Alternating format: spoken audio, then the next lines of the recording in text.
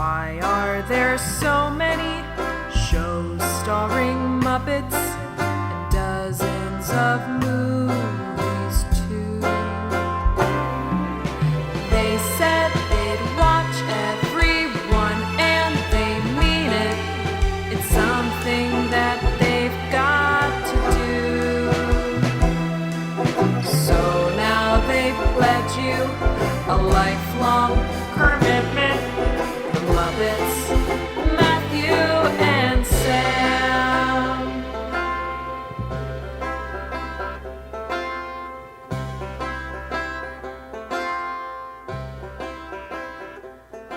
Welcome to Commitment, the podcast where two friends have vowed to watch all things Muppets. I'm Matthew Gatos. And I'm Sam Schultz.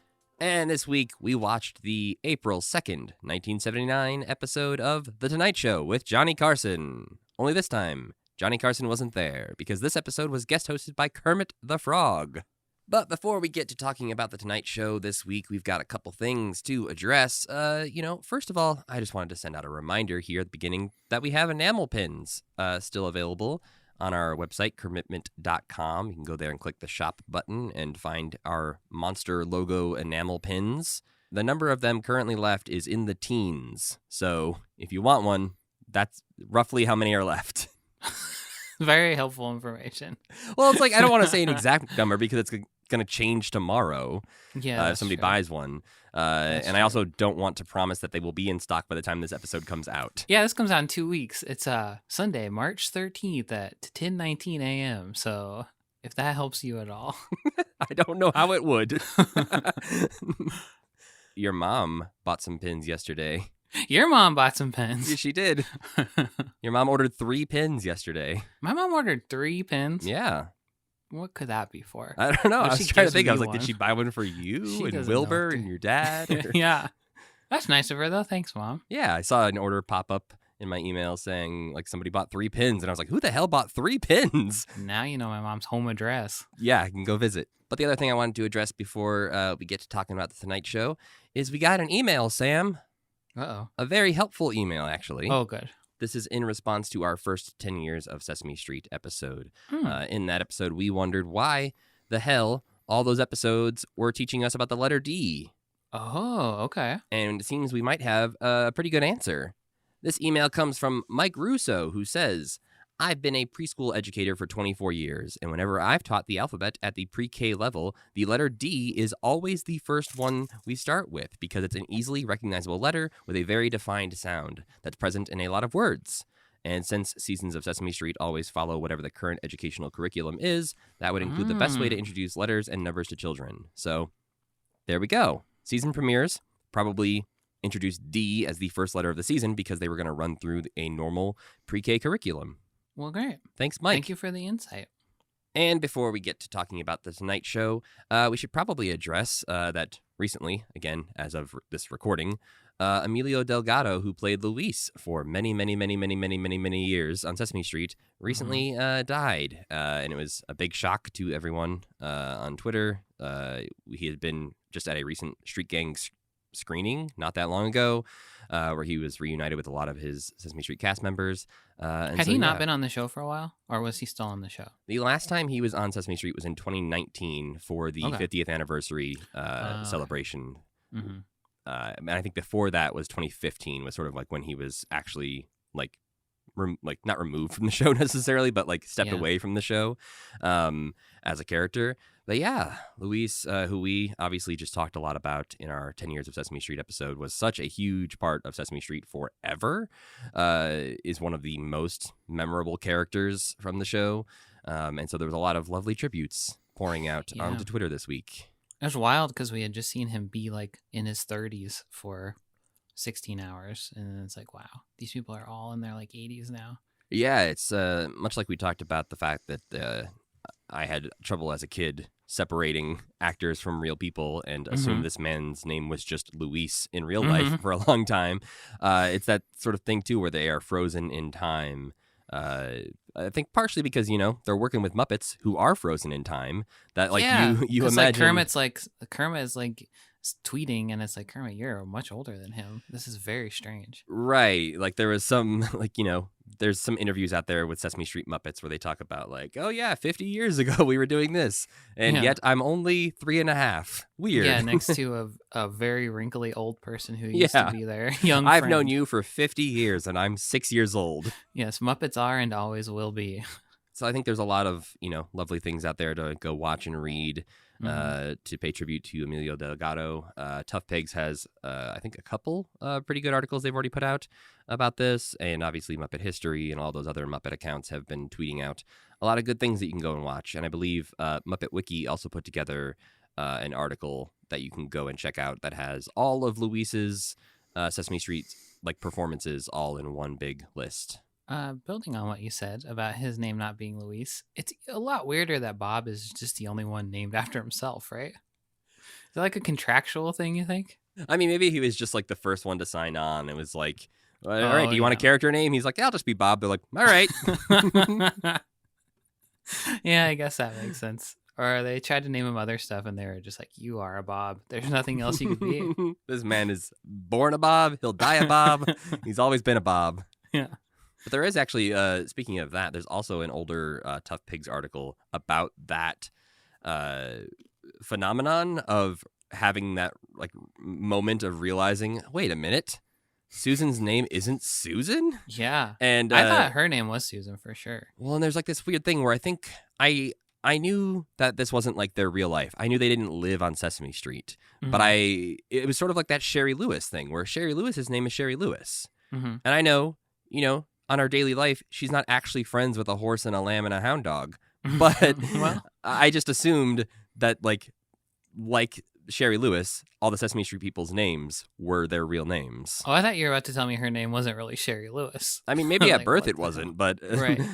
on the show and off the show, she was Sherry Lewis. So I always assumed that Luis and everybody else on Sesame Street. Mr. Rogers too, Yeah. So there's precedent for that. Yeah. But yeah, not Gordon and Susan and Luis and anyone but Bob. Yep, just Bob. All right, Sam. So moving on to what we watched this week. Why don't you tell the people what we watched this week?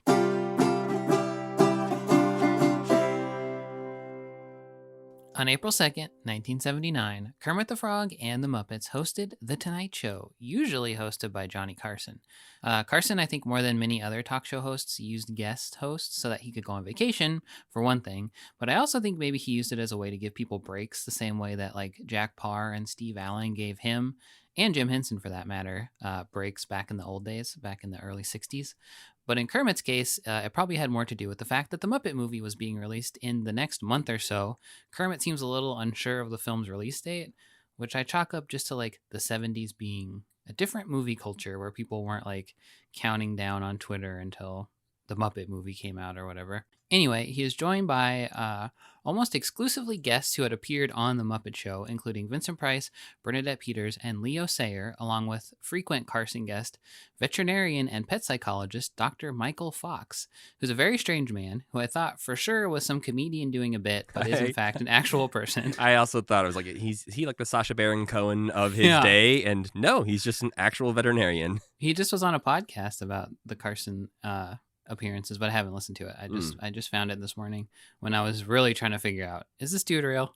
Because some of the stuff that he's saying doesn't seem real. I think it doesn't sound real because it's also things that were believed maybe in the 70s, and maybe now we look back, we're like, that was so wrong. Yeah, but I think he was right about frog sex and stuff like that. He just brings out a big jug of pig pheromones, and it's what are you doing? Yeah. Is this Did you real? fly here with this? Yeah. A sort of subplot also runs through this episode. Miss Piggy announces that she and Kermit are engaged, but is apparently lying, throwing Kermit into a tizzy whenever a guest or other Muppet congratulates him on the upcoming nuptials. Highlights include the monologue, in which Kermit bombs until Fozzie comes out to help him, but predictably also bombs. Miss Piggy is delightful throughout this episode, and even makes Leo Sayer look good in a duet they have together, which is the only time I've had fun watching Leo Sayer.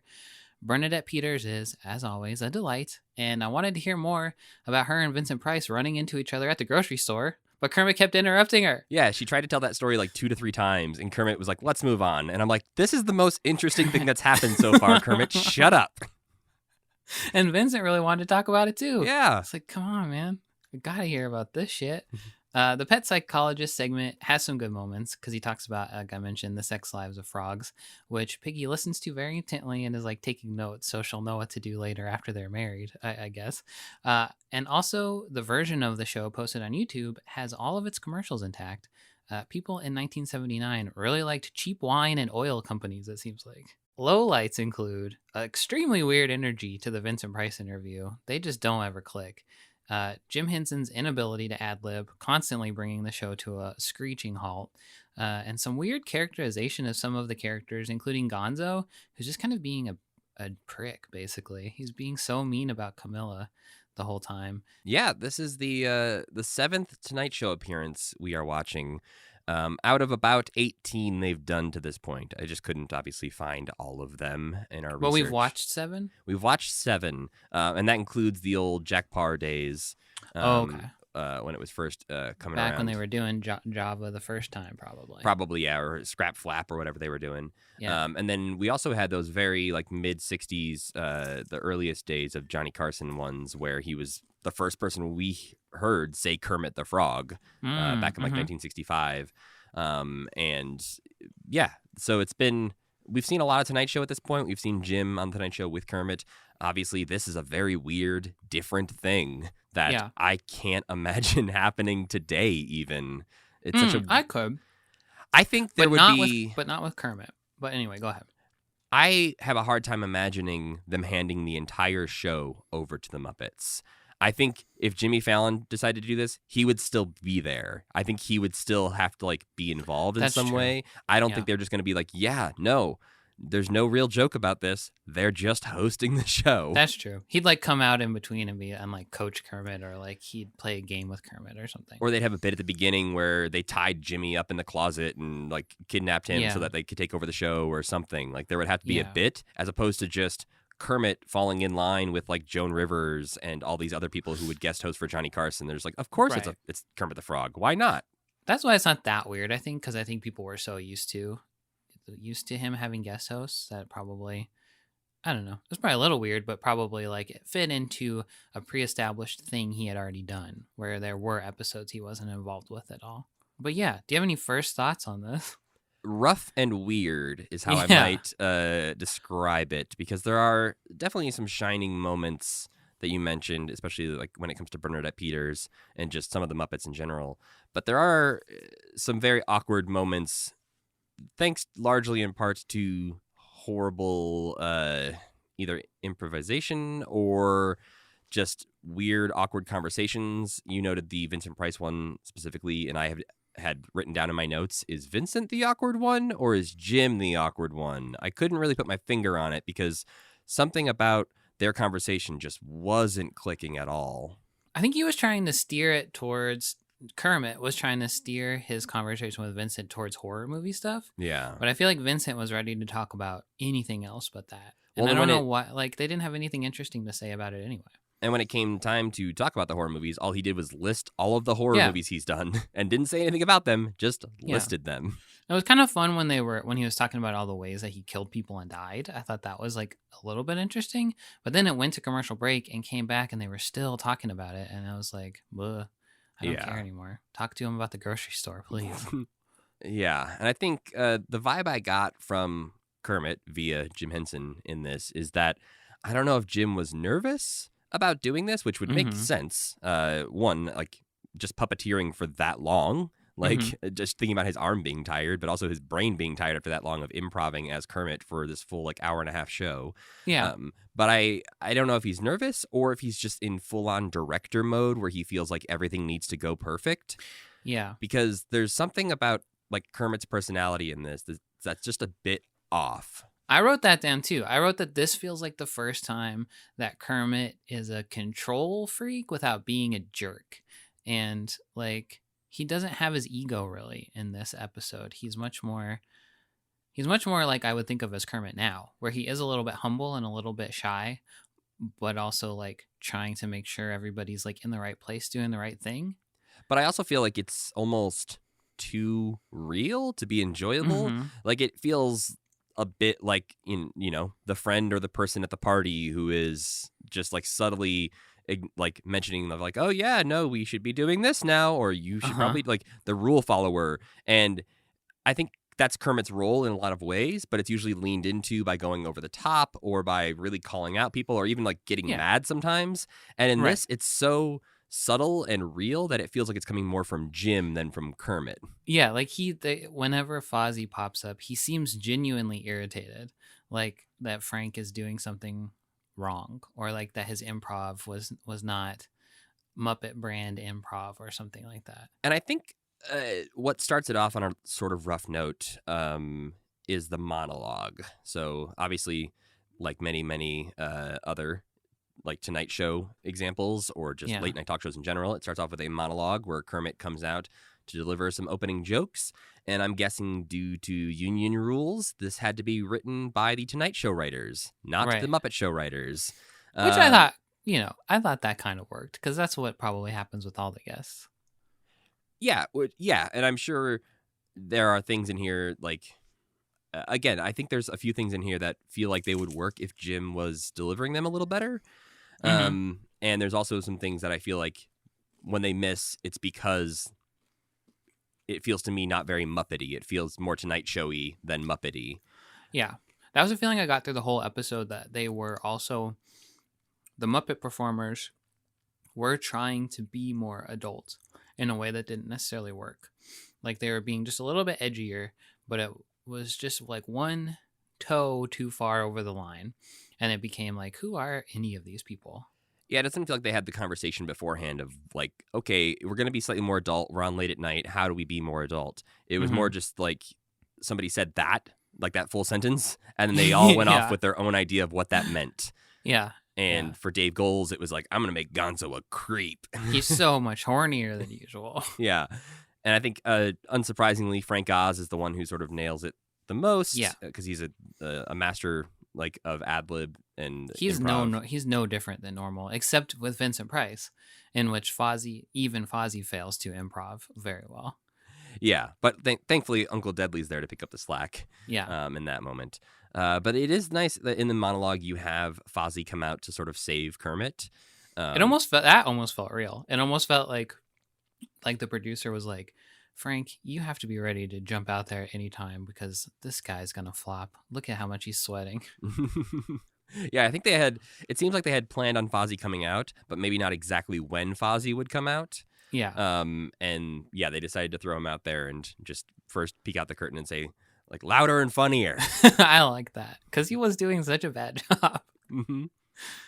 The joke Fozzie told was not the best, but it was the 70s. The animal change operation joke. Yeah.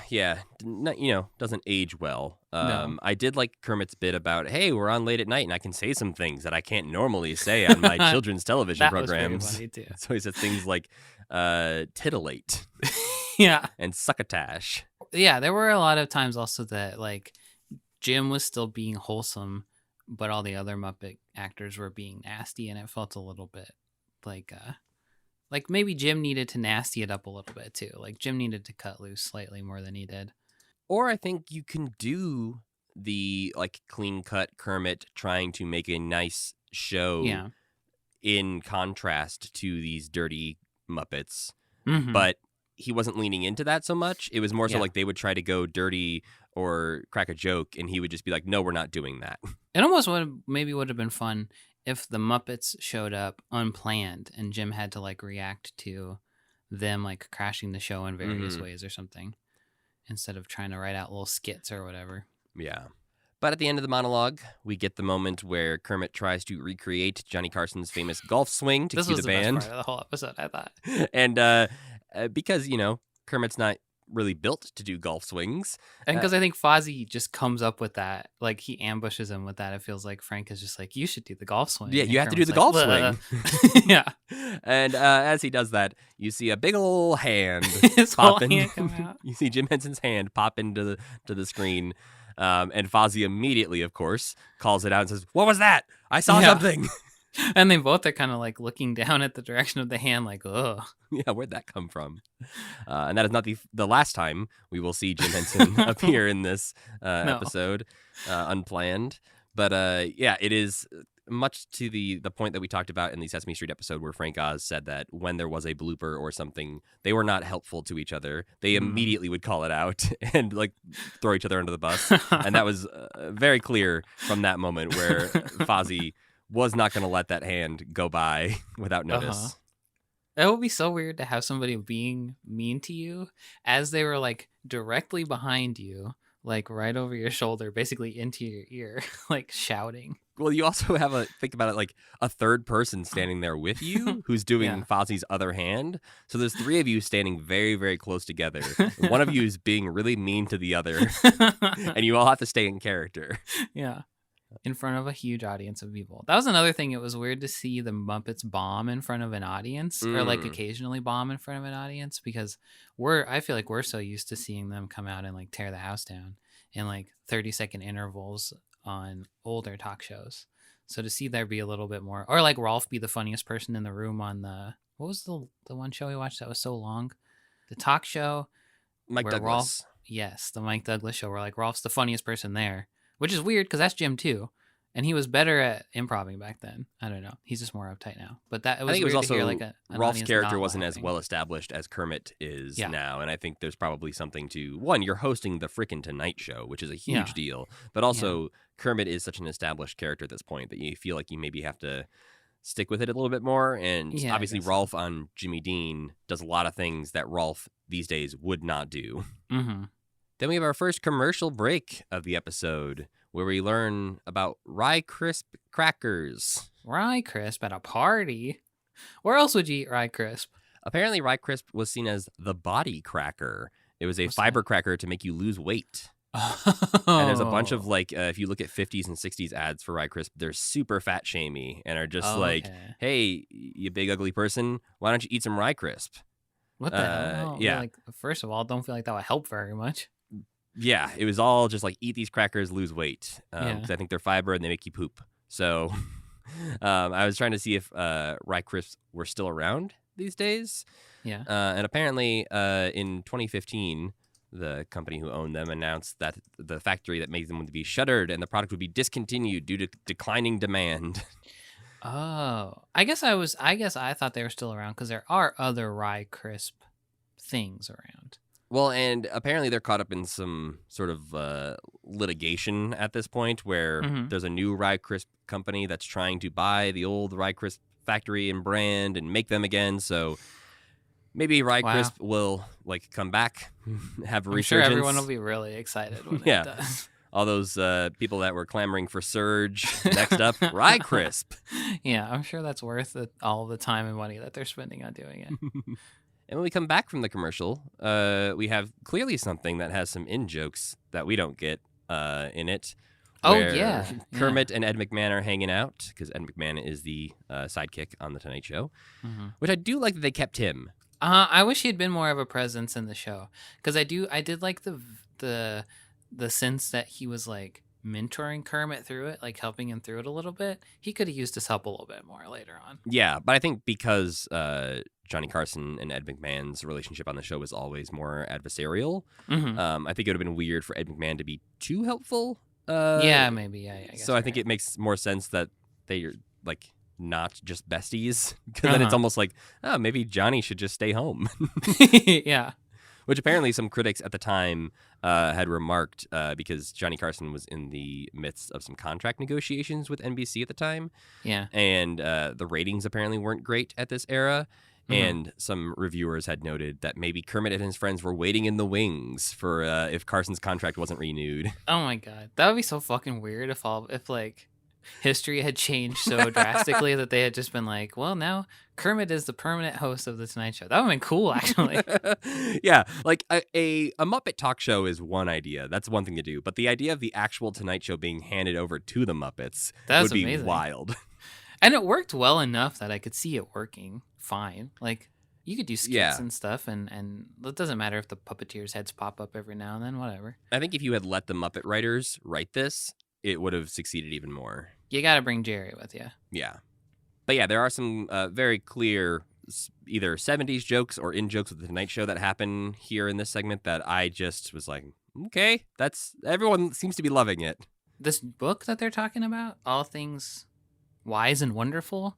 That must have been like a very famous book at the time. It didn't seem like it, Sam. I tried to look it up. Oh, It might be okay. fake. Really? Yeah, I tried to like see Oh, what the if fuck? there was a copy out there that you could buy, and I had trouble finding it. I found a book called that. It did not seem like that's the book that Kermit is reading from. That's really weird. But he spends a good chunk, I would say too long of a chunk of this segment, reading just normal household tips from this Yeah. book that aren't It's like- jokes. It's like so long that I thought that I was supposed to be starting to find it funny. The setup is like 4 minutes long of Yeah. him just reading these perfectly normal tips. But then there is a moment where Ed McMahon is like, oh, so that must be it. That's all the things you need to know. And Kermit quotes a Johnny Carson line of like, you are wrong, dishwater breath. That's just leads them into, I have more tips for you, and these ones Yeah. will be funny. And they were mildly amusing. Yeah, they're all right. I liked this part because it did remind me of like, it's like a vintage Letterman kind of, this is the kind of stuff he would do all the time, where he would, it's almost like anti-humor, like, I feel like a too long of a setup is something he would do, and also like jokes that aren't really very funny, but the funny part is acknowledging that they aren't very funny. I did like Ed McMahon helping him out by like Yeah. opening the book to the right page and setting it in front of him Yeah. for him because he's like, your hands don't work. Yeah, you little baby. I thought it was really fun when he was helping him out so much.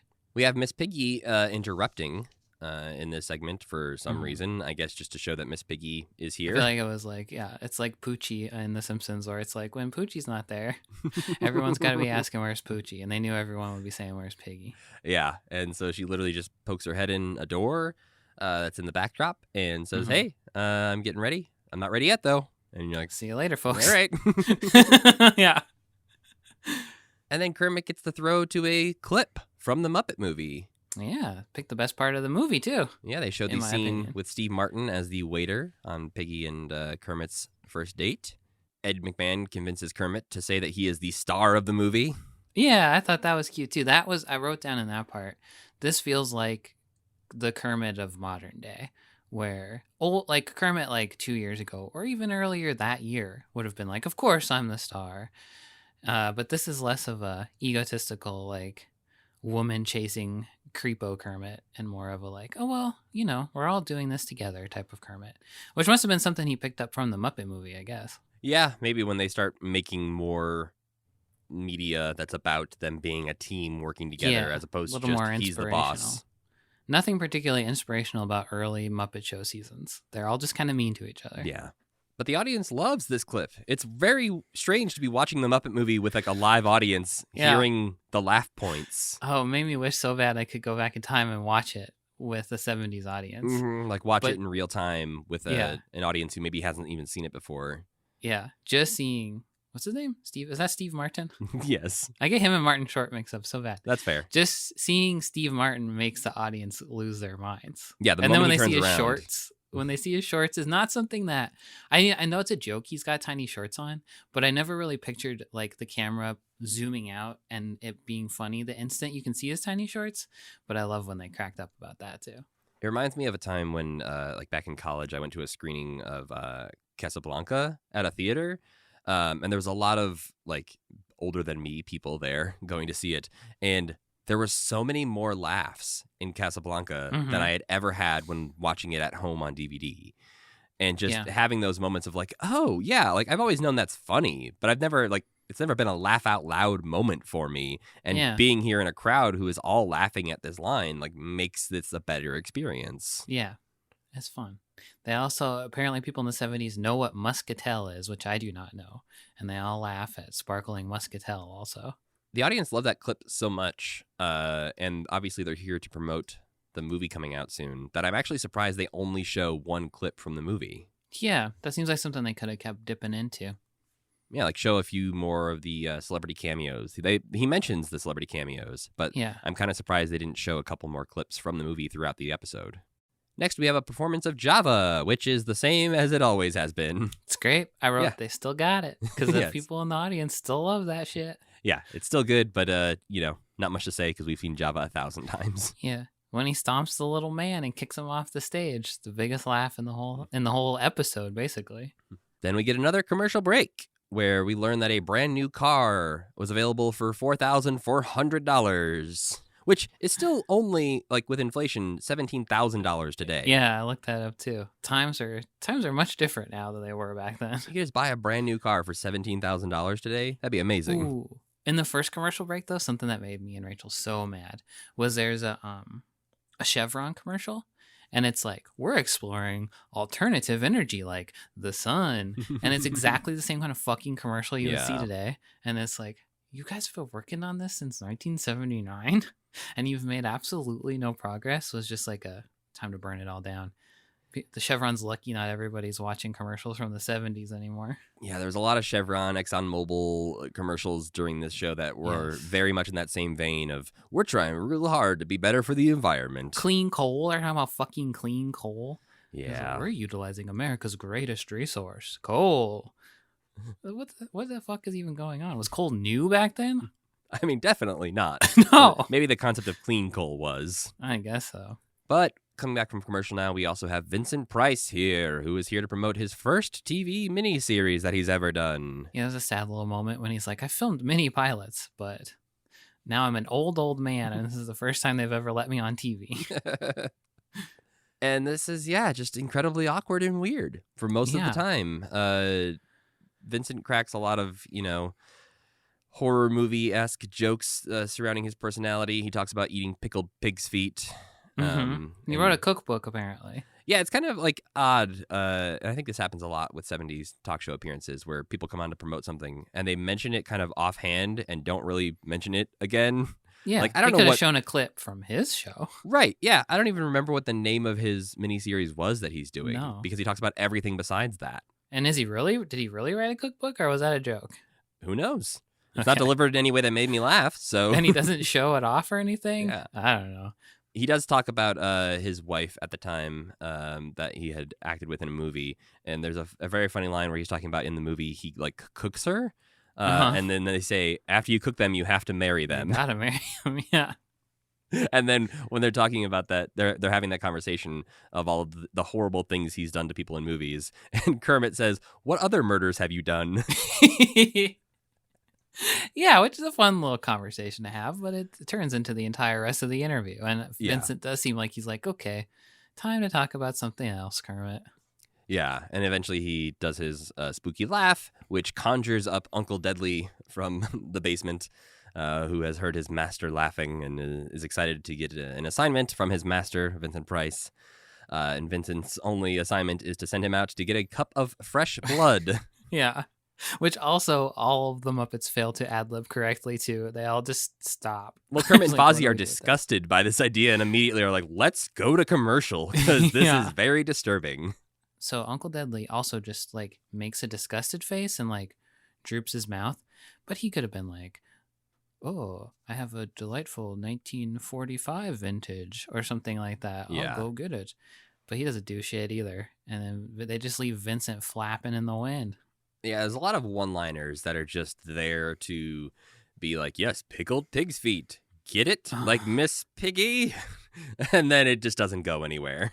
But Kermit could have said, oh, yeah, that's one of her beauty technique or something, He could have done something. And we get more of that with the veterinarian later on when Frank Oz is out there as Miss Piggy. We get a lot more improv from him as Miss Piggy, but also as Animal. When Animal's out there with Bernadette Peters. That was funny. That was good. Is fantastic. So we there are moments of good improv, mostly from Frank Oz. But there's a lot of moments that really, really fall flat.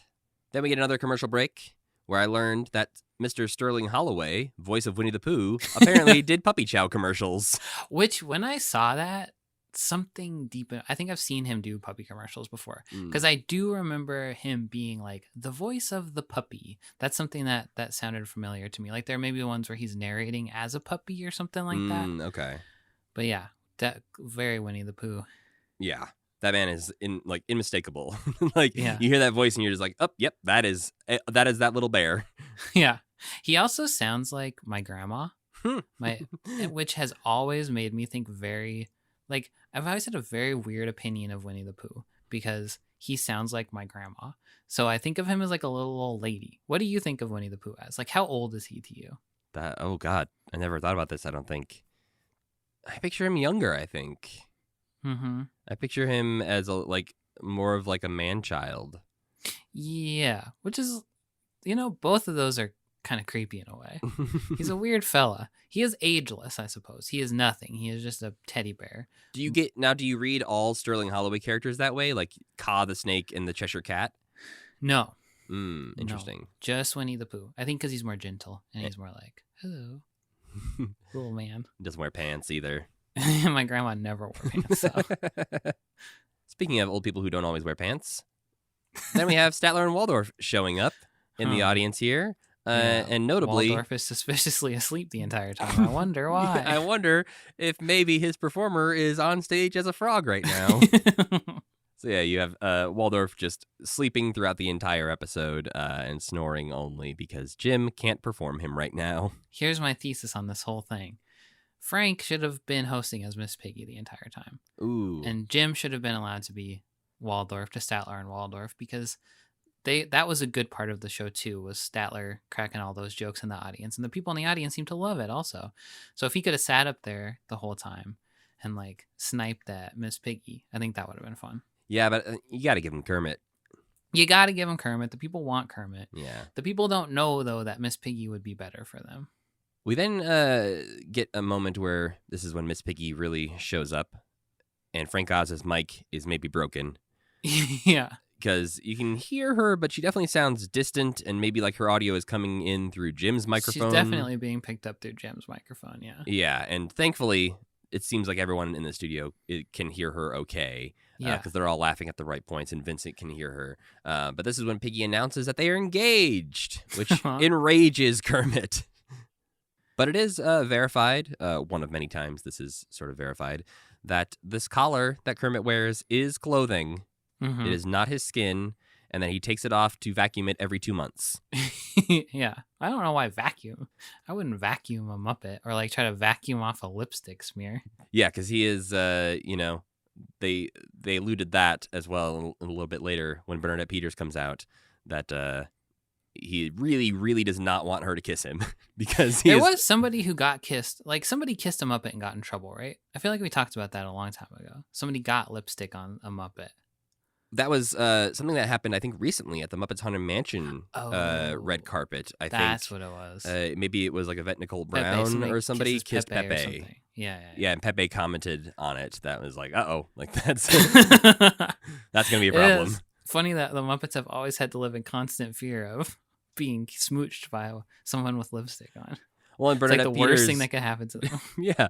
Well, I think Bernadette Peters even had that quote that we've talked about previously, too, where she was like, how can you be next to a Muppet and not want to kiss them? Yeah. Hard. But before we get to Bernadette Peters' interview, we have sort of a retread from the Muppet Show.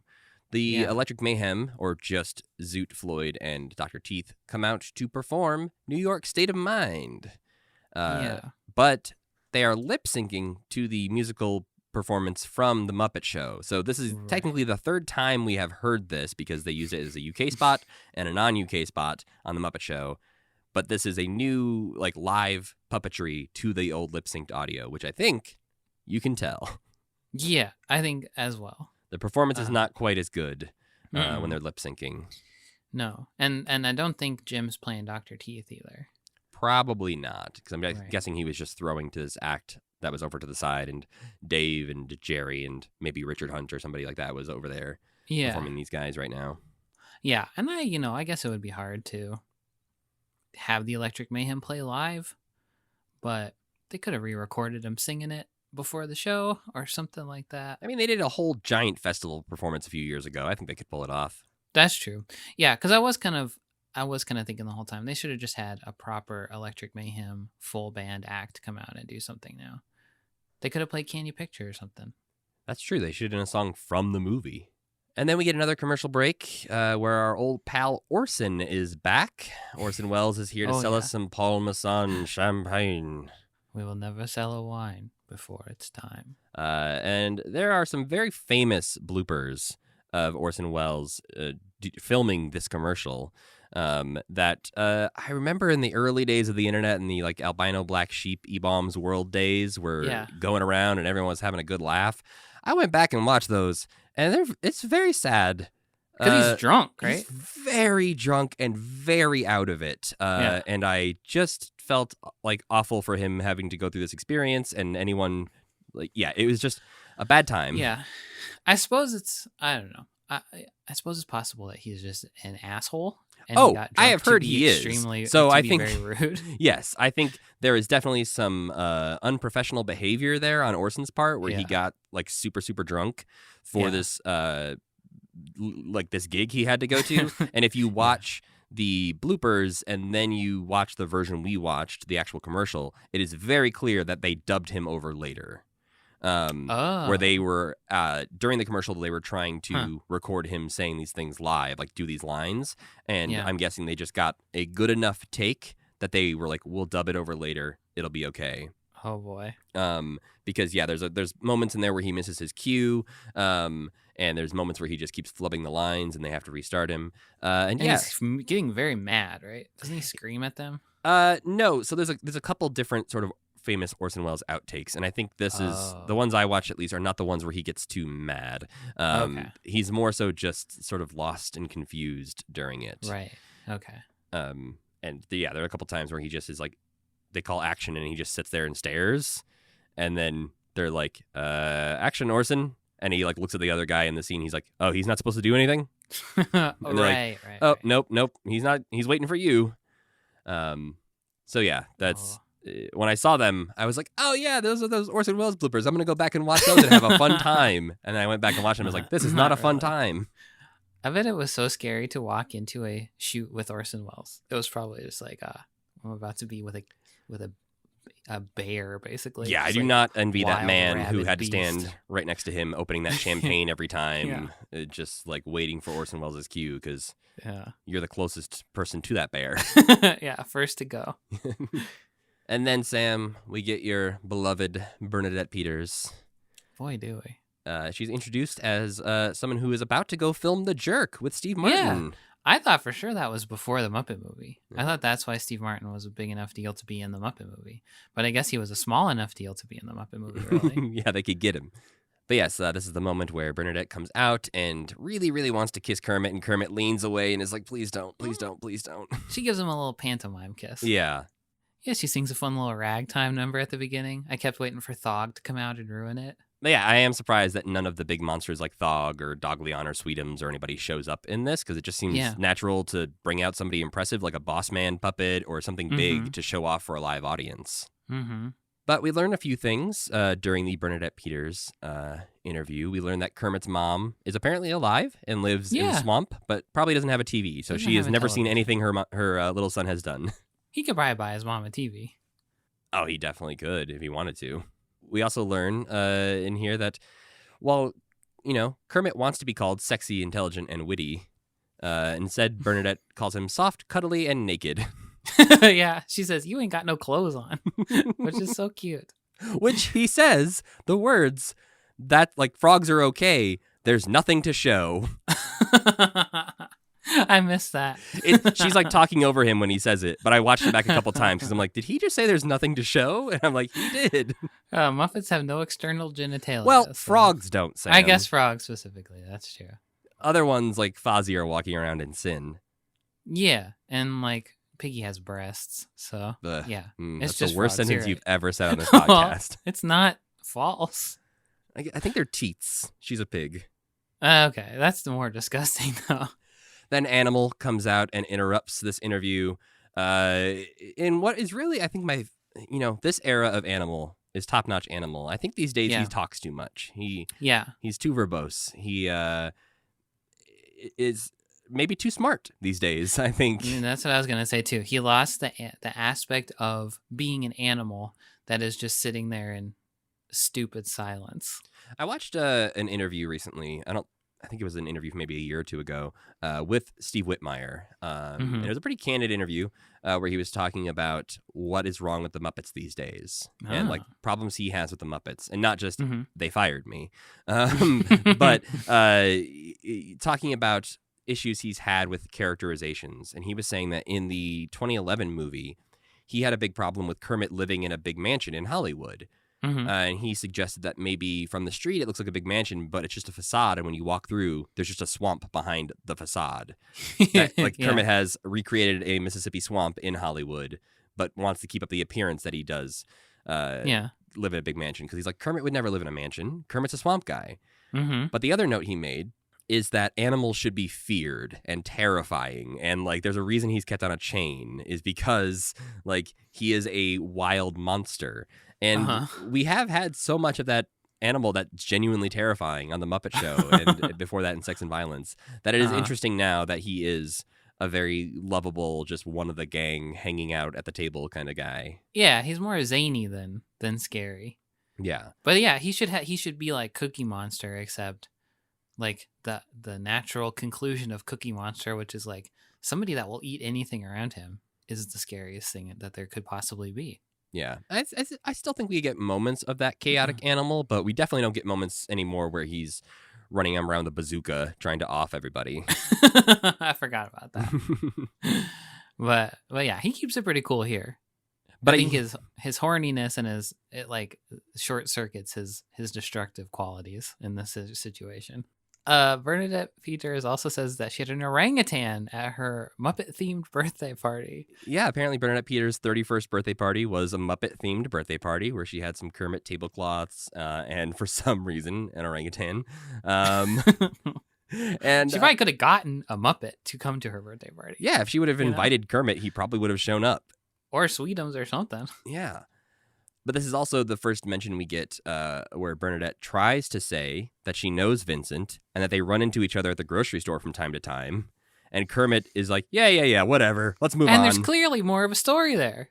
Because she's like, we go to the store and then we stand together and then Kermit's like, tell us about buying clothes. No, Kermit. She doesn't have anything to say about that. It's like they didn't pre-interview him, which maybe just wasn't a thing that people did as much back then or something. Maybe. But it definitely felt like an interesting story that we could have heard. Yeah. This is a power couple. I need to know more about these two people interacting with each other. We could maybe write her an email and she could tell us what she and Vincent Price used to do at the grocery store. Sam, I love that idea. Okay, let's do it. She got Twitter, right? I think she does. I don't know that she's a very active like tweeter. I think she has Instagram as well. But yeah, we should. I might actually do that now. We're gonna get to the bottom of this. If we get a response from Bernadette Peters about her grocery shopping with Vincent Price, maybe she'll come on the podcast. I mean, I don't even care at this point. All I need is like a one sentence, like, "Yes, we talked about cantaloupe, and then we would go play Boggle or something." Yeah. If she's on the podcast, I'll be like Animal, and you'll have to interview her normal, and I'll be like, "Woman, woman." Then apparently Jerry Nelson is under her dress or something. Yeah, it was somewhat startling because Robin pops up out of nowhere to sit on Bernadette Peters' lap. And it's real hard to figure out where Jerry Nelson's arm could be other than just between Bernadette Peters' thighs. Unless he has a fake version of her dress draped over him or something. Maybe. But it could look to the people in the audience like a man with a big weird beard came out, laid on the floor, stuck his hand up Bernadette Peters' dress, and had a little frog puppet on the end. But they wouldn't cut a hole in her dress. So there's got to be something more to it. I mean, maybe they made a special dress for her that Unless had they made a that Robin dress. hole. Yeah. Gross. There is also a moment before Robin pops up where we get Gonzo coming out. Oh, yeah. And Bernadette says something very weird. What is it? She said the last time she saw Gonzo, he had a safety pin in his nose and he was being all punk. And he didn't know what she was talking about, I don't think. I don't think anyone knew what he was talking about. I'm very confused. Was it real? We have never seen Gonzo being a punk. I don't understand what this is referencing or what she is like, if she's trying to make a joke. Was she at the Muppets Go Hollywood? Probably, but I don't remember a punk Gonzo showing up at maybe Muppets there Go was Hollywood. I'm just trying to think of the last time she would have seen him. So maybe there's a cut part of that or something where he did that. Maybe. But also they all just don't say anything and they're like, what the fuck are you talking about? Yeah, they move on pretty quickly. So maybe it's just... Maybe she dreamt it.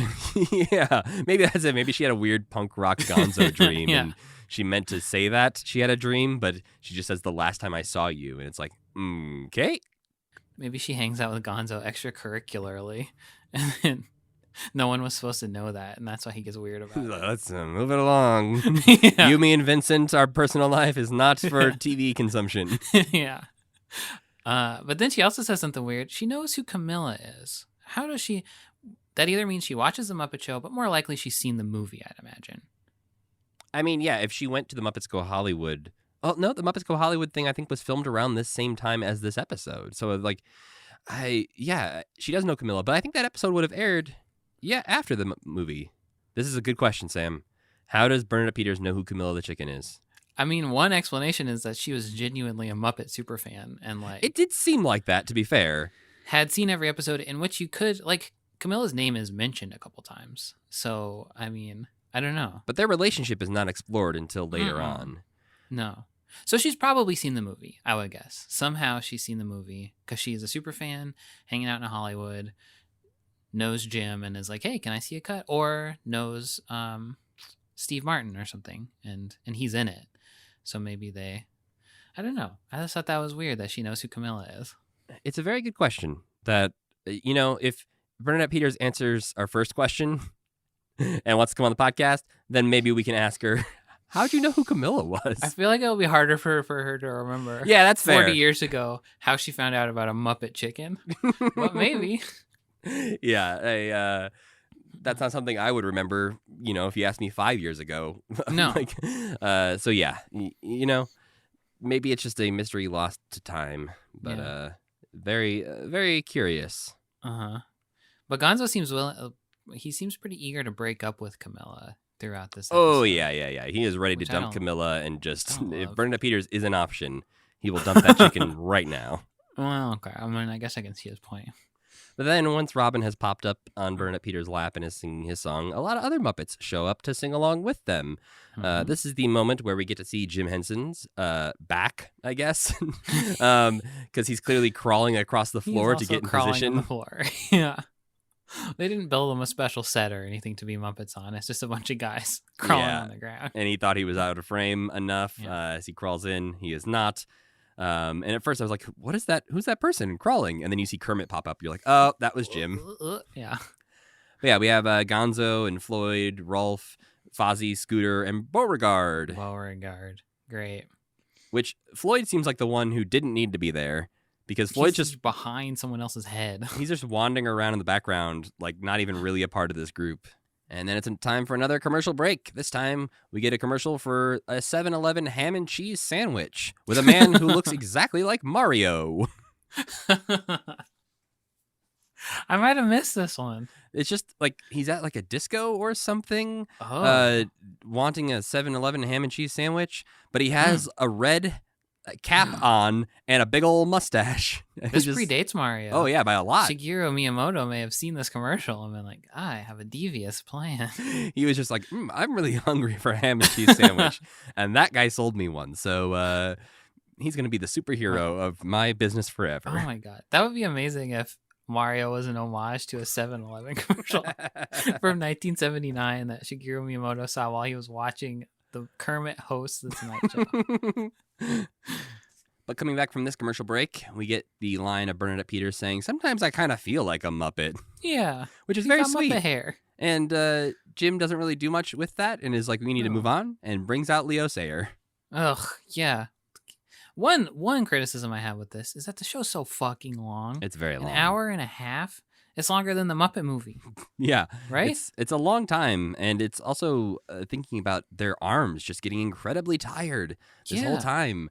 Like, we've talked before about how they usually would try to keep things on the Jimmy Dean Show to like 7 minutes because that was like the limit of time that Jim could hold his arm up. Yeah.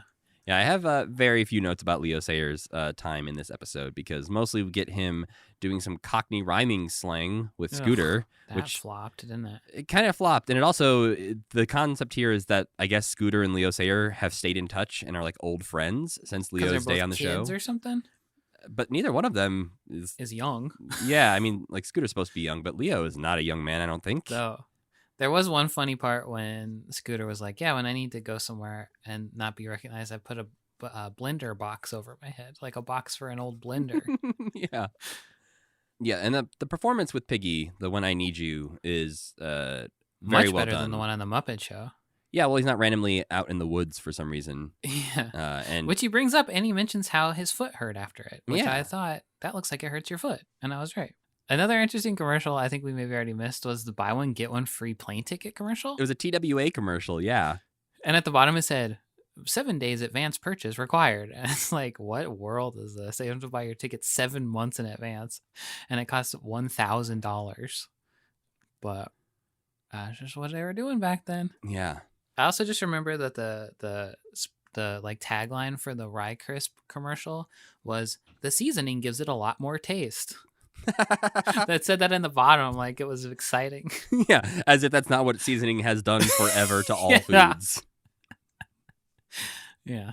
Then we come back from commercial break, and we are there with Dr. Michael Fox, the director of the Institute for Animal Problems, which sounds fake. Yeah, which to call him Sacha Baron Cohen of his time is exactly spot on. This man could not possibly be real. I mean, he's apparently a practicing vet.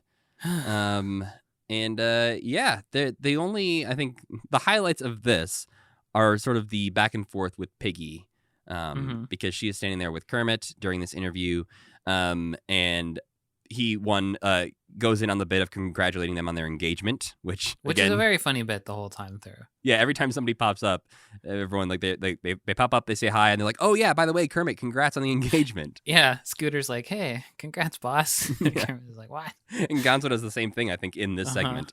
But yeah, there's a couple good lines where Michael Fox says, "A pig and a frog could give rise to all kinds of strange things." And Miss Piggy says, "I hope so." Yeah, that was probably my biggest laugh of the whole episode. Yeah, and that's when he starts talking about frog mating season and how, frogs have these little hooks on their hands to hold on to the lady frogs. Yeah. And then the other good line in here, he says, "When the lady has laid her eggs, she gives a croak, and that's a sign to get off." And Piggy says, "I've got to remember that." Disgusting. Yeah. No, this is like Frank Oz ready to be horny Piggy, Yeah. given the perfect opportunity to talk about sex with frogs. And he's like, Yeah, I'm this was here for this. a really good guest pick, I think. Yeah.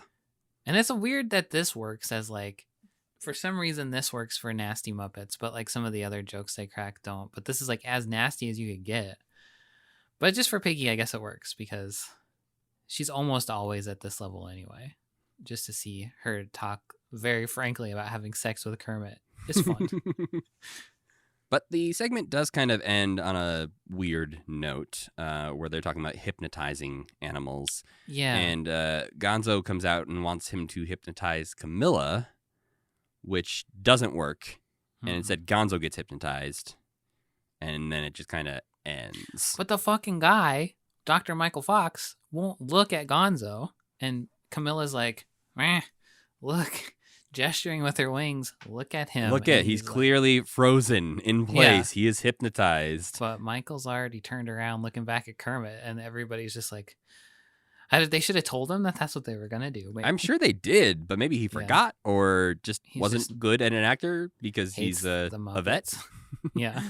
But yeah, that was bad. That was tough to watch. I kind of got to imagine they came away from this episode feeling like they whiffed it to some degree. I don't know, because I also feel like we are watching this in a very specific context where we have seen so many other scripted Muppet things, and they're in the context of TV shows and movies, etc. Whereas this was one night of television in the middle of many other also not great Tonight Show appearances by other people, I'm guessing. Like, this is kind of probably like par for the course. I've watched plenty of old, weird, awkward Tonight Show clips with Johnny Carson there. And I don't think this is that different from your average night of the Tonight Show. I read on Wikipedia, somebody quoted saying that being on the Tonight Show is like being in front of a firing squad because Johnny Carson was so mean. So maybe everybody who goes on there is just terrified by default. And that's just the energy that you're picking up on the whole time. Just, I have to go on the show to be famous, and also this terrible man is here. That's why you fire him and get the Muppets to host the show. Then we have a somewhat different commercial break, because this one has Ed McMahon presenting to camera from the Tonight Show set, talking about the Polavision camera, which is a film camera to film your home movies on, but you take the cartridge out and you can immediately put it into this little TV and watch your home movies almost instantly. Wow. Yeah, it, like develops inside the camera. Is that what he was talking about? So I looked into this because this was a fascinating thing that I had never heard of and assumed it had to go away pretty quickly. Turns out it did. The Polavision camera nearly destroyed the Polaroid Corporation. What the hell? Because you had to have the special viewer. That little TV set was the Oh, okay. only way you could watch those cartridges. So the TV was built. It was like a unit together. Plug it in. It wasn't like something you could add to a TV. No, you would buy the Okay. camera that came with these like film cartridges and also this little TV screen. So the only screen you could watch these things on was that little TV screen. That's probably like a 12-inch screen. Mm-hmm. The film was processed inside the little cartridge. Mm-hmm. So you'd like have this essentially like a primitive VHS tape inside your camera that had actual film that you were shooting on. And then there was chemicals and stuff inside the cartridge that would process the film almost instantly, like at the same speed as a Polaroid would. A video camera version of a Polaroid camera. Yeah. And you can only record 3 minutes at a time, Uh-huh. which was about the same as Super 8 cameras could do at the time. So that was like not a terrible amount of time. And then in the cartridge, there was a small lens like in the middle top of the cartridge. And when you put the cartridge into the little TV viewer, it would shine a light through that lens and play the film and then project on the inside of that TV screen. Oh. So it wasn't even a TV. It was just a rear projector. Yeah. And it didn't record sound, which was one of its downfalls. Also, the ISO was terrible. It only could only have like an ISO of like 40. So you had to have a lot of light to be able to see anything. And the entire thing costs more than a Super 8 setup, which was like the alternative to this, So was there just was have a no Super 8 reason camera. to have this. No, the only thing better about this than a Super 8 camera is you could watch things almost instantly, whereas Super 8 film, you would have to obviously send out for developing and get it back. Did Super 8 do sound? You'd have to have a separate part, like or machine to record sound. And I think maybe some Super 8 cameras had the ability to record sound, but I don't think it was being recorded to the film necessarily. Although I was definitely negative, 9 years old or whatever, so I don't know. Mm-hmm. I'm trying to remember the movie Super 8. Trying to figure out what they were doing. Did they have sound? Yeah. And coming back from this commercial, we have the old favorite Kermit singing "It's Not Easy Being Green." He's On a pretty cool stool setup. This is the very first time anyone would have seen this mirror trick, Sam. Huh.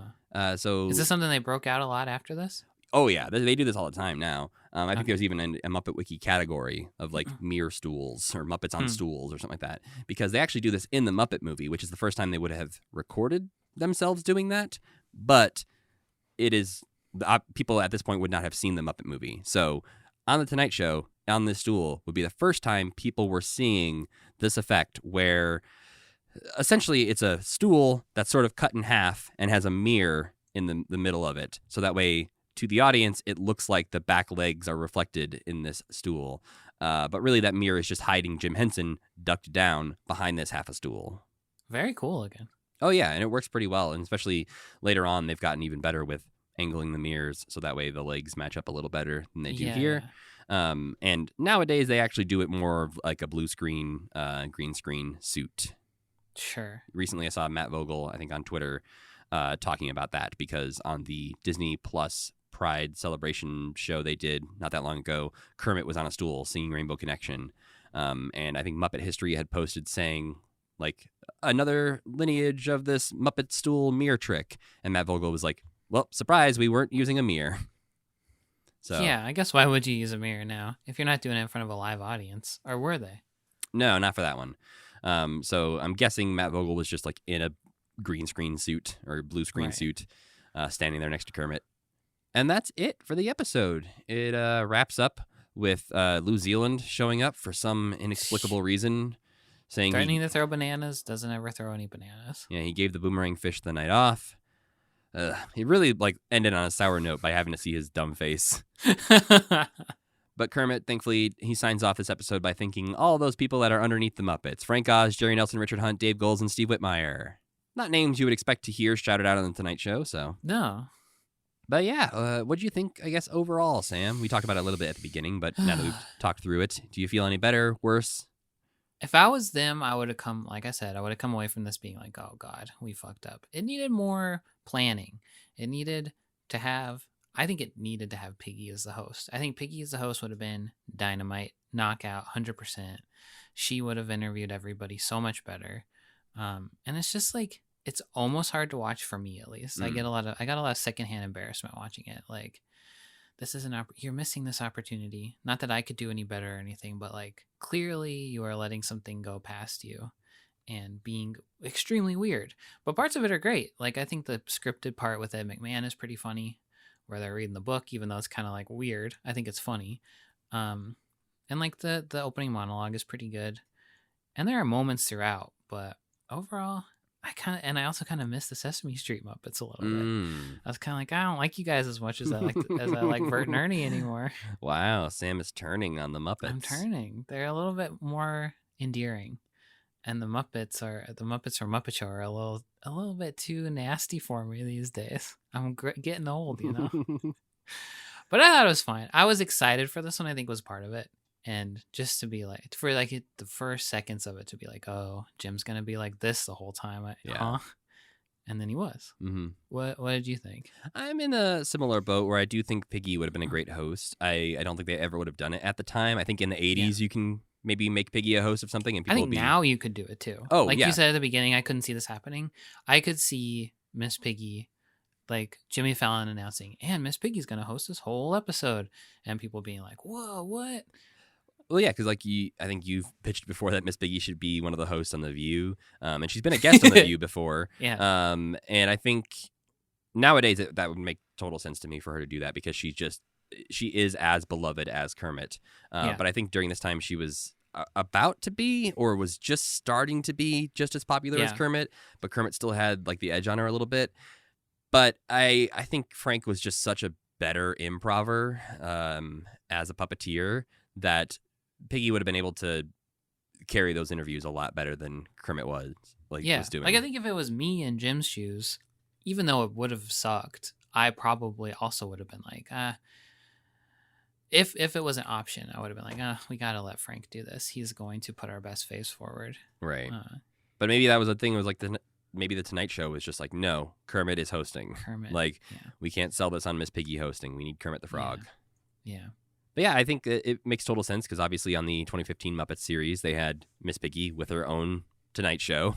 Mm-hmm. And so I think they also understand that she would be great in that position. And I people talk about what the Muppets should do next. And obviously we're getting the Muppets Mayhem show on Disney Plus, which should be fun. But I don't think it's going to be like the next great chapter in Muppettdom where it's going to like set them up for the next 10, 15 years of doing things. It's going to be like the Book of Boba Fett. Oh, no, Sam. No.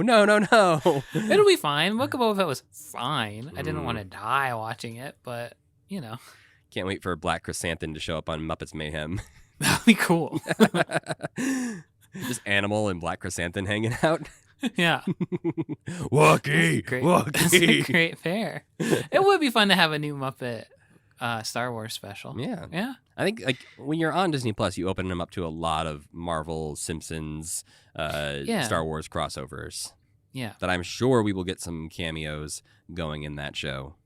But what I was getting at was that thinking about them doing a talk show, the more I think about it, the more I like that idea of having a regular outlet for the Muppets to, maybe it's like a weekly talk show or something. Maybe you don't do it nightly. But I think it's the right way to get them interacting with as many celebrities as possible and letting them improv as much as possible to really add some depth to their characters. Yeah, when we talked about it before, I thought, well, that sounds I don't know if that would work. But after watching this, it did make me think, I think if it was a little modest and they weren't trying to if they were just doing what Jimmy Fallon does, but it's a Muppet and not trying to be really wild with it and overdo it, I think it would work. I think it would be great. So if you have any thoughts, on the Tonight Show episode, guest hosted by Kermit the Frog, and you want to let us know about, feel free to tweet us at KermitmentPod and let us know your thoughts. And now it's time for our Muppet of the Week. This week's Muppet of the Week, I had to make a choice because there's no new Muppets introduced in this episode. So I had to go back to the well and find an old Muppet that we haven't talked about yet. And this week's Muppet of the Week is Hilda. Oh, now, is she the costumer? Yes, she is the Muppets seamstress / wardrobe mistress, who was a staple of season 1 of The Muppet Show, but did not stick around for very long, only popping up a couple more times as a non-speaking role after season 1. Did they lose the person who had voiced her? Yes, and because there's not a lot to say about Hilda, I will actually be talking more about Aaron Oscar than I will about Hilda this week. Great. And Hilda, while, she was mostly working behind the scenes, being the Muppets seamstress, she did pop up a couple of times. She was one of those random assortment Muppets in season 1 that would just be suddenly in a musical number. In a chorus or something like that. Yeah, here's George the janitor and Hilda the seamstress. Yeah. We first saw Hilda pop up on the Des O'Connor Entertains clip that we watched from 1976, which was pre-Muppet Show, but promoting the upcoming Muppet Show, where they had appeared a bunch in that episode, but we're only able to watch one scene from it right now. Don't like the intro where they're sitting around the big table being like, "We'll make your show better," that kind of thing. Yeah. And that's when Waldorf has a whole full name given to him, and he's voiced by Jerry Nelson, and it's some weird characterizations happening there, and for some reason Hilda is also involved in that board meeting. And Hilda was last seen on screen in the Muppets A Celebration of 30 Years, which is the 1986 special that I'm very excited to watch eventually.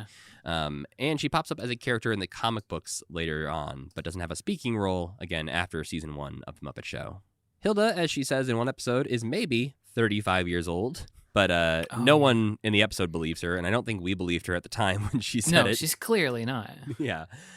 And she has a vaguely Eastern European accent, and at one point confirms that she is from Transylvania when she's introducing a Vincent Price sketch. But one of the main reasons I want to talk about Hilda this week is not just because we haven't talked about her yet, but because her performer, Aaron Oscar, is the first full-time female Muppeteer on The Muppet Show. And she's the one who left after season 1, but she originated the roles of Hilda and Wanda, which is, again, also why Wanda goes away after season 1. Mm-hmm.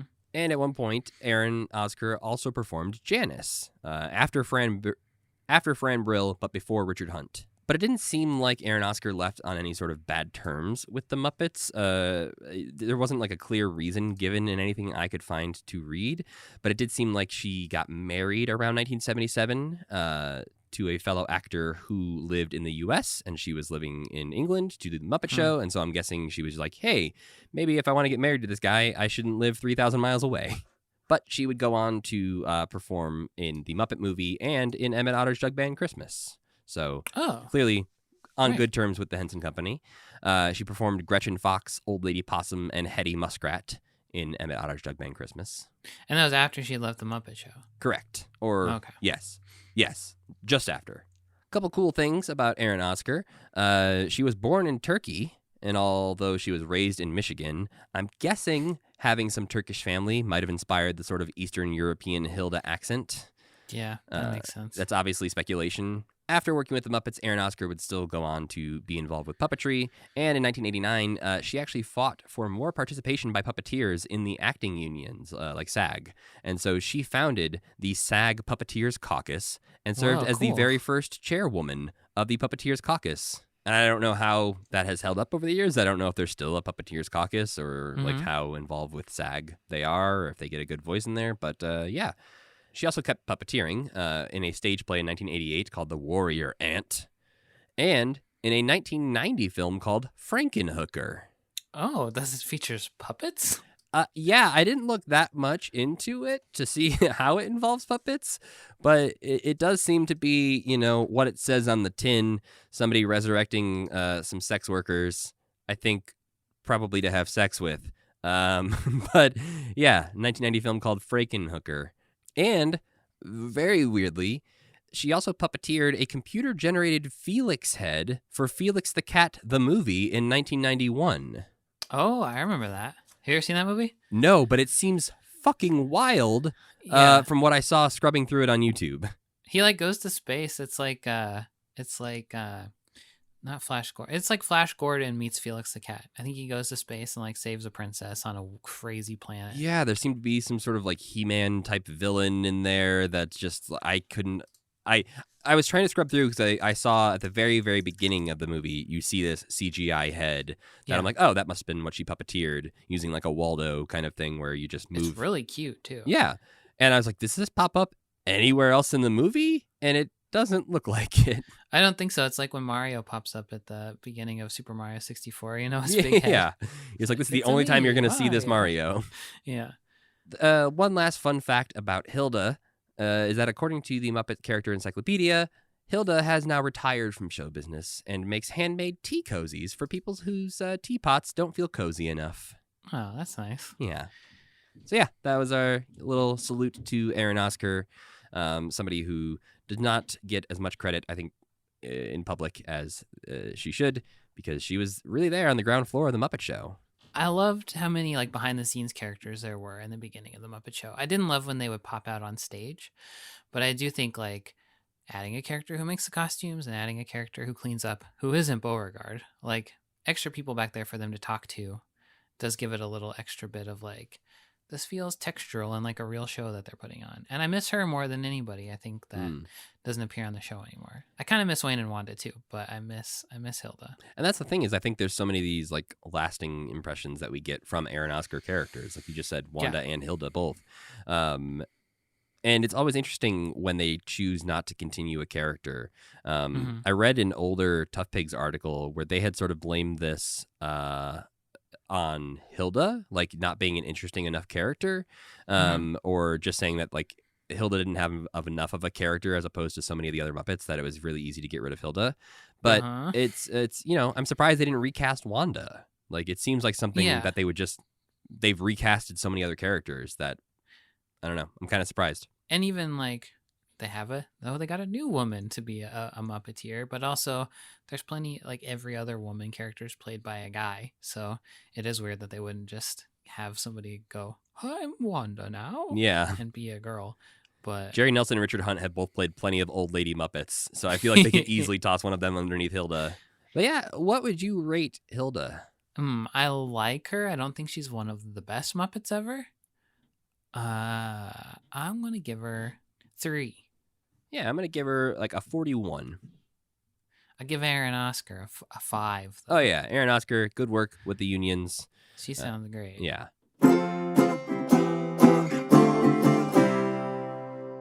So aside from this one episode of The Tonight Show, Sam, did you enjoy... That's fucking easy peasy, too. Right? After Especially... we had 15 hours of Sesame Street and then 6.5 hours of Sesame Street music.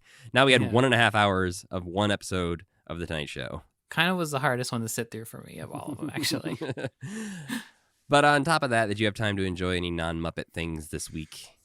Yeah, we're trying to watch as many of the Oscar-nominated movies as we can. So we've been watching a lot of stuff. We watched King Richard, which is the movie where Will Smith plays Venus and Serena Williams' dad. It was fine. It's nominated for Best Picture, which is kind of an interesting choice, I think, because it didn't blow me away, but it was like a very good, fun, inspirational sports movie that was much funner than I was expecting it to be. I thought it was going to be kind of a bummer. Yeah. Because I don't know anything about any of their life, but it was a nice little movie. I watched Turning Red, which is the new Pixar movie on Disney Plus that has gotten some weird media coverage because somebody wrote the dumbest review of it. Did you read that review or see anything about that? Yeah, some older, like 40-something white guy was just like, this movie is not for me. I can't relate to it. Yeah, how could anyone relate to this except people who are Chinese Canadian and live in this one town? And it's like, after watching it, I was like, this guy's got some other shit going on. Yeah. Because this movie is super accessible. It's about like disappointing your parents and like being your own person. So I was coming into it being like, I wonder what he sees in this that is not for him. And it's just like nothing. You'd have to like, you didn't experience being a human being, I guess, if this isn't for you. I think it's just a grumpy guy who's like, I didn't have periods, so they're talking about periods, and this movie isn't for me. Yeah, I thought it was really good. I really enjoyed it. Yeah, I think you watched it too, right? Yeah, we watched it last night and really, really enjoyed it. And it was one where I'm watching it and thinking about, sometimes Sam doesn't enjoy Pixar films. Mm-hmm. And this was one where I was like, you know what? I think Sam probably liked this because it like visually makes some pretty strong choices. Yeah. That I know you're thing with some Pixar films is like, okay, why is this 3D animation? Like, I don't understand why they bothered to make this a 3D animated film.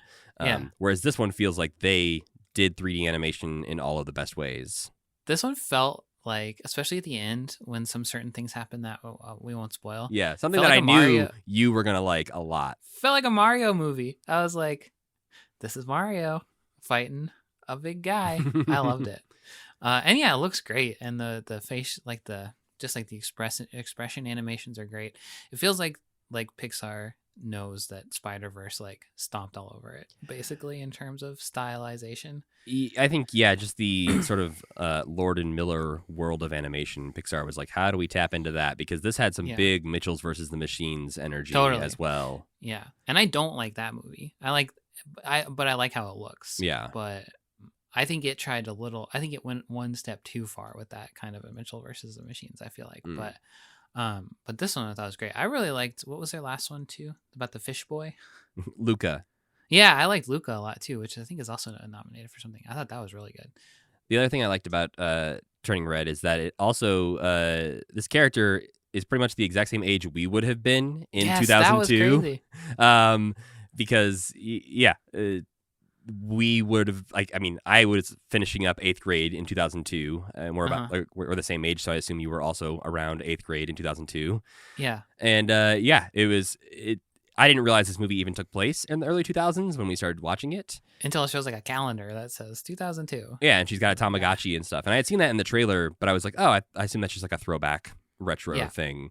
The Tamagotchi bothered me a little bit because Tamagotchi was 6th grade, not 8th grade. But I know why. But she's also not cool, Sam. So she's held on to hers for longer. Yeah, maybe she's been raising her Tamagotchi. It would be funny if they were like, you've had that thing for 3 years. You've been keeping it alive. That's insane. How about you? What'd you watch? Well, I watched Turning Red, obviously. But on top of that, I've been spending a lot of time playing WWE 2K22. Oh, that sounds fun. Yeah, it's a fun time. The last wrestling video game that came out was a huge dumpster fire that came out in 2019 because half of the creative team left mid-development, and so the other half had to like basically take all these assets and try to build a game from the ground up. That's one where people like T-pose and like float all around the thing. Yeah, and go through the earth and stuff. There was very few physics, and people would just freeze all the time. At a certain point, the game would just like, if there was like a game update, it would erase all of your saved data. So cool. Yeah.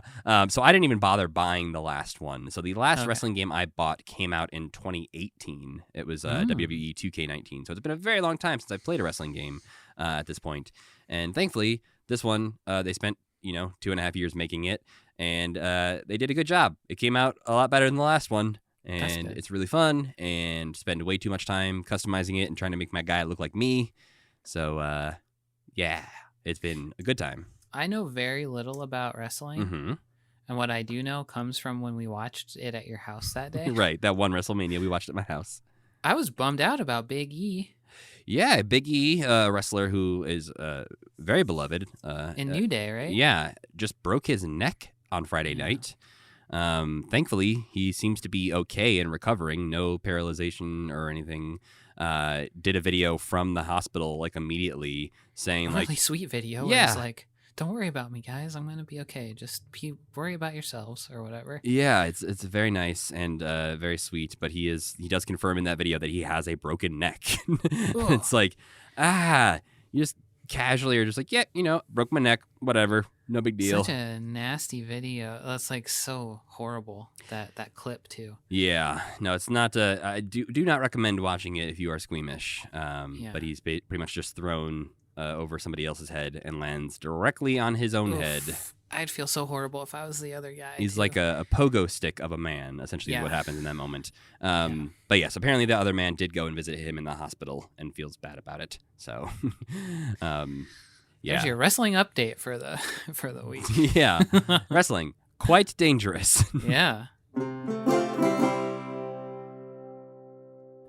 But before we go, we need to let you know what we're watching next week. And next week is not only episode 50 of this podcast, but it will also be us celebrating 1 year of being a podcast. Wow. Cue party horns and confetti. Okay, I'll add them in post. I can't wait to hear that confetti sound. There he is. And so to celebrate, we are going back to where it all started to discuss The Muppet Movie and The Muppets Go Hollywood, just like we did in our very first episode. Hopefully we have more interesting things to say about it. I mean, I'm sure we'll have something new to say now that we've got so much context for where they were at before these events. And we also didn't know how to do this podcast at the time. Do we now? A little bit more, I'd say. So yeah, it, very conveniently worked out that in our chronological order right now, we are in the summer of 1979. And so we get to talk about the Muppet movie once again as we hit our 1-year anniversary. The serendipity here is off the charts. So I'm looking forward to revisiting it. It's been obviously, a year since I watched it. So yeah, that's probably actually one of the longer gaps I've gone between watching the Muppet movie. Yeah, same. We need to thank our friend Tuna for making the music for this podcast and Cassie Wilson for singing our theme song. You can follow this podcast on Twitter at CommitmentPod, where we tweet out the links to the things we watch. And don't forget, you can head on over to commitment.com to pick up a Commitment logo enamel pin. And you can email us at mail@commitment.com if you have any questions for us or if you have any nice, helpful, fun facts like Mike Russo had. And you can follow me on the internet at Matthew Gatos. And I'm Sam Schultz. And as always, keep believing. Keep pretending.